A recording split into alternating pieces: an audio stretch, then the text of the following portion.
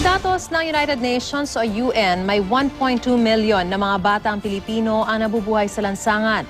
Ang panawagan ng mga batang tulad nila ang isa sa mga pumukaw sa atensyon ni Pope Francis sa pagbisita niya sa Pilipinas. Narito po ang aking report.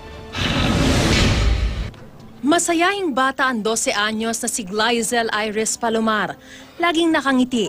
Dinadaan sa tawa ang paghahabol sa kanya ng mga reporter na gusto siyang makausap.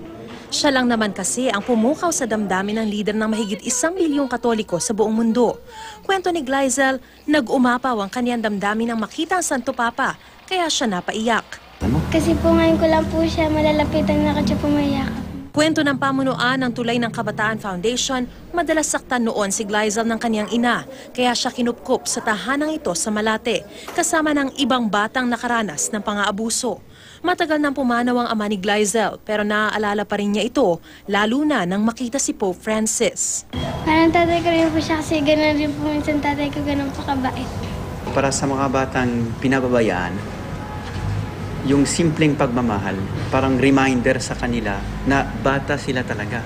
Hindi lang yung mga pwedeng pabayaan sa labas. Ayon sa datos ng United Nations, 1.2 milyon ang mga batang Pilipinong namumuhay sa lansangan. Buhay na natakasan na ni Glyzel at nakasama niya sa foundation na si June.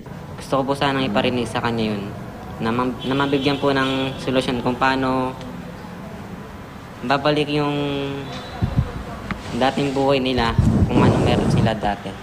Nasa batas na dapat may programa ang gobyerno para sa mga batang tulad ni Glyzel at June. Ang Department of Social Welfare and Development o DSWD ang dapat mangalaga sa kanilang karapatan. Mula 2011 hanggang sa kasalukuyan, mahigit 2,000 batang lansangan ang nabigyan ng tulong sa pag-aaral ng DSWD at mahigit 700 pamilya ang nabigyan ng tulong pinansyal. Ang sagot pa rin ng Administrasyong Aquino sa problemang ito, ang Conditional Cash Transfer o CCT. We have expanded the coverage of the CCT so that it will also extend to the high school education of the children of beneficiary families. Nakatakda ng dinggin sa Senado ang mga umano'y irregularidad sa paggamit ng pondo para sa CCT. Mahigit 60 billion pesos ang pondo ng CCT para sa 2015. 4 o 5 taon na itong ini-implement. Wala namang napapatunayang malawakang anomalya.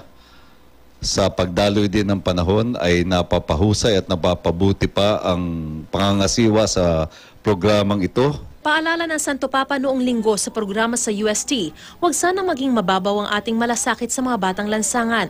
Hindi raw sapat ang magbigay lang ng limos. Existe una compasión mundana. There is a worldly compassion Que no nos sirve para nada. which is useless. Si Cristo hubiera tenido esa compasión, If Christ had had that kind of compassion, hubiera pasado, curado a 3 o 4 y se hubiera vuelto al Padre. he would have walked by, just greeted 3 people, given them something, and moved on. Maswerte si Glyzel na nakawala na siya sa buhay sa lansangan at ngayon may pagkakataon ng muling mangarap. Pangarap ko po sa buhay mapagtapos din po. Tapos po, pangarap ko po ay maging social worker or psychologist.